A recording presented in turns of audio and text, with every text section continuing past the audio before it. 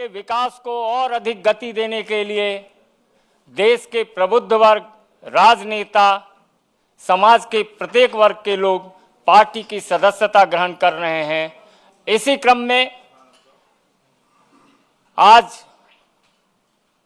भारतीय राष्ट्रीय कांग्रेस के प्रमुख नेता और राष्ट्रीय प्रवक्ता माननीय गौरव वल्लभ जी, बिहार कांग्रेस के पूर्व प्रदेश अध्यक्ष और बिहार की राजनीति में कांग्रेस की एक अभूतपूर्व पहचान बनाने वाले श्री अनिल शर्मा जी, बिहार के राष्ट्रीय जनता दल के नेता और महागठबंधन के औरंगाबाद से प्रत्याशी रह चुके 2019 में माननीय उपेंद्र प्रसाद जी आज पार्टी की सदस्यता ग्रहण कर रहे हैं। उस क्रम में मैं माननीय विनोद तावरे जी से आग्रह करूंगा कि आप माननीय गौरव वल्लभ जी को पार्टी की सदस्यता ग्रहण कराएं।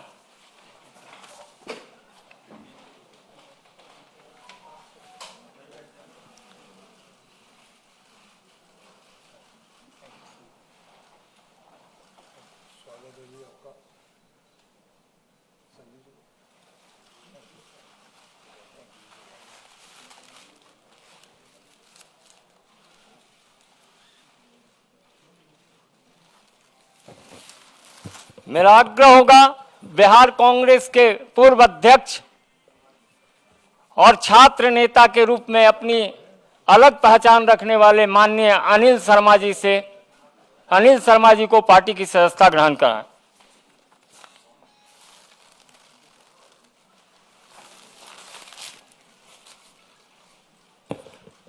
अपने बीच माननीय उपेंद्र प्रसाद जी भी हैं जो महागठबंधन के 2019 के प्रत्याशी रहे हैं।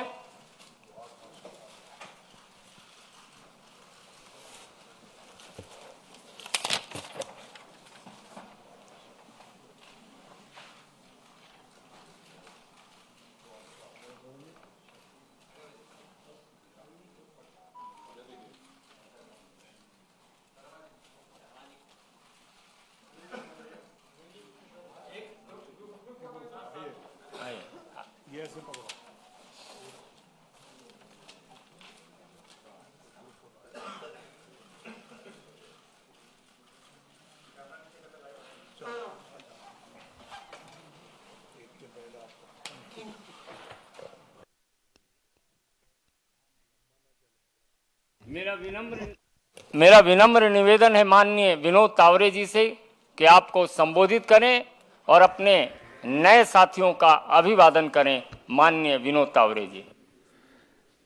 नमस्कार। संजय जी ने कहा वैसे चेहरे की मुस्कान बहुत कुछ बता रही है। गौरव जी, अनिल जी, उपेंद्र जी, इन सब का ज्वाइनिंग और स्वागत तो हमने किया है।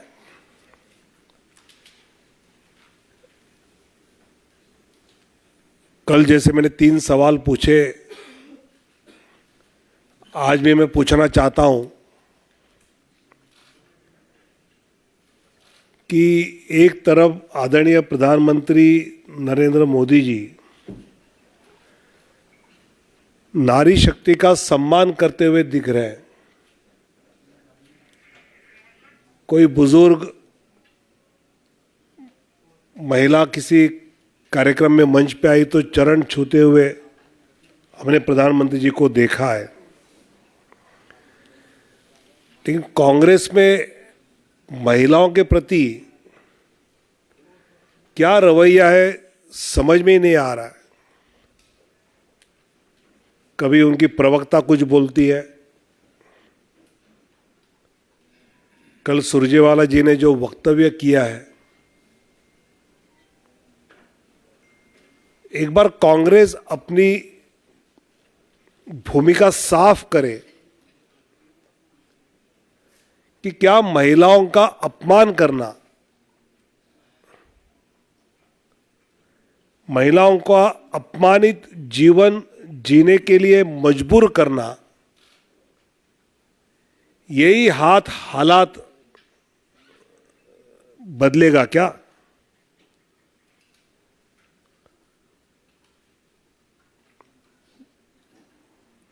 ये कहीं कम लग रहा था तो छत्तीसगढ़ के कांग्रेस के नेता प्रतिपक्ष कह रहे हैं मोदी जी की सर फोड़ने की बात। मतलब विपक्ष के मुद्दे शायद खत्म होते जा रहे हैं और ऐसी बातों का सहारा लेते हुए मतलब कोई नेता इस प्रकार की बात कर सकता है तो छत्तीसगढ़ के नेता प्रतिपक्ष समझ जाए कि देश की जनता मोदी जी को चाहती है। वो लाठी उठाने वाले का क्या हाल कर सकती है आप समझ लो। और इसलिए कांग्रेस अपने नेता प्रतिपक्ष का ये वक्तव्य के बारे में क्या कहना चाहती है वो हम सुनने के लिए उत्सुक हैं। और जिस कच्चा टीपू द्वीप की बात हमने कही थी, अब उसको लेकर कांग्रेस के सहयोगी एमडीएमके ने कहा है कि कांग्रेस ने तमिलनाडु की जनता से धोखा किया। ये घमंडिया गठबंधन के सदस्य ही कह रहे हैं। इसका जवाब राहुल जी क्या देंगे ये सुनने के लिए हम उत्सुक हैं। आज यहां पर हमने प्रोफेसर गौरव जी का पार्टी में ज्वाइनिंग करते हुए स्वागत किया है। लगभग एक दशक से कांग्रेस के प्रवक्ता रहे हैं, राष्ट्रीय प्रवक्ता रहे हैं और शिक्षा जगत में भी अपना एक महत्वपूर्ण स्थान चार्टर्ड अकाउंटेंट स्वयं है। और कई बार संजय मयू और अनिल बलूनी सब टीम बैठती है तो गौरव वल्लभ अगर डिस्कशन में जा रहे हैं तो फिर उस प्रकार कोई सीनियर जाना चाहिए। ऐसी चर्चा उनके कमरे में मैंने सुनी है और ऐसे गौरव जी का आज पार्टी ज्वाइनिंग हो रहा है, मैं उनका स्वागत करता हूं। साथ ही बिहार कांग्रेस अपना अस्तित्व खत्म करने के लिए खुद तुली है। जिस प्रकार प्रदेश के नेतृत्व को पूछे बिना बिहार के कांग्रेस पार्टी पर कुछ निर्णय थोपे जा रहे हैं और उससे वहां के नेता काफी दुखी है। अनिल शर्मा जी जो कांग्रेस कमेटी के बिहार के अध्यक्ष रहे हैं और उनके छात्र जीवन में छात्र संघ के अध्यक्ष तो रहे, लेकिन एक छात्र नेता के नाते, एक जुझारू नेता के नाते उनका परिचय रहा। वो भी आज भारतीय जनता पार्टी से जुड़े हैं, उनका भी मैं स्वागत करता हूं। और उपेंद्र प्रसाद जी जो महागठबंधन के केवल प्रत्याशी नहीं तो एक उस बिहार के इलाके में एक शक्ति रही। आज उपेंद्र जी भी भारतीय जनता पार्टी में आदरणीय नरेंद्र मोदी जी के नेतृत्व में विकसित भारत की संकल्पना को मजबूत करने के लिए जुड़ चुके हैं। इन तीनों का मैं स्वागत करता हूं और इन तीनों के आने से मैं मानता हूं कि गौरव जी है, अनिल जी है, उपेंद्र जी है, इन तीनों के पार्टी प्रवेश से पार्टी को तो बल मिलेगा, लेकिन उनकी क्षमताओं का उपयोग करते हुए हम जो विकसित भारत की संकल्पना लेकर चल रहे हैं उस पर और गति से चल पाएंगे, ये मुझे विश्वास है। धन्यवाद। मेरा निवेदन होगा माननीय गौरव वल्लभ जी से कि आपको संबोधित करें।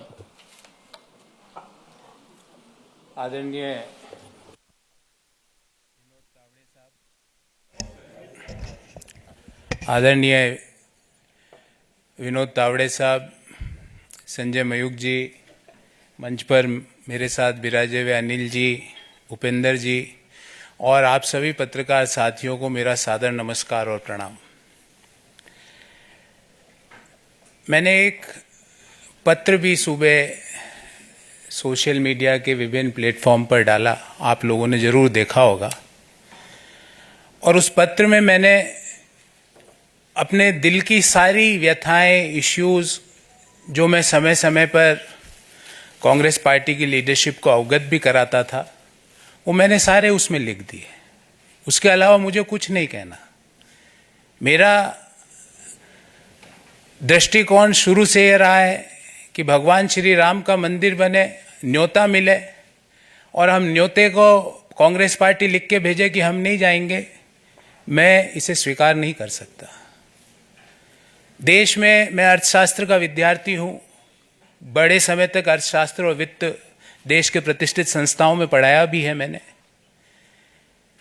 सुबह से शाम वेल्थ क्रिएटर्स को गाली, उन नीतियों को गाली, निजीकरण, उदारीकरण, वैश्वीकरण, जो पूरी दुनिया मानती है कि जो डॉक्टर मनमोहन सिंह जी और पीवी नरसिम्हा राव जी की सरकार ने किया, उन नीतियों को गाली।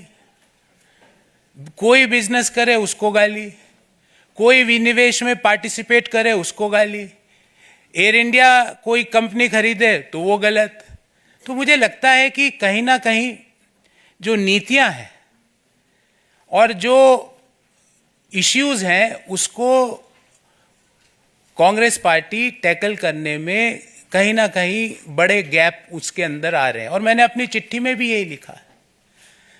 और मैंने प्रमुख कारण ये बताया कि मेरे में इतनी ताकत नहीं है कि मैं सुबह से शाम बैठकर वेल्थ क्रिएटर्स को गाली देता फिरूं, मैं नहीं दे सकता। मेरे में इतनी ताकत नहीं है कि जब सनातन धर्म के ऊपर सवाल उठाए और मैं चुपचाप बैठ जाऊं, मेरे से नहीं होगा। कांग्रेस पार्टी के नेताओं ने, कांग्रेस पार्टी के जो अलायंस पार्टनर्स हैं, उन्होंने सनातन धर्म के ऊपर बड़े बड़े प्रश्न उठाए, क्यों उसका जवाब नहीं दिया गया? एक इश्यू तो आप छोड़ नहीं सकते ना, उस इश्यू को तो आपको जवाब तो देना पड़ेगा। मैंने सारे विस्तार से ये सारी बातें इस चिट्ठी में लिखी है। मैं आदरणीय संजय मयूख जी से आग्रह करूंगा कि मेरी इस चिट्ठी की एक प्रति आपको जरूर दें, ताकि आपको पता लगे कि मेरा इश्यू बेस्ड रिजर्वेशंस क्या थे। For more such videos, subscribe to the NewsX YouTube channel, hit the bell icon.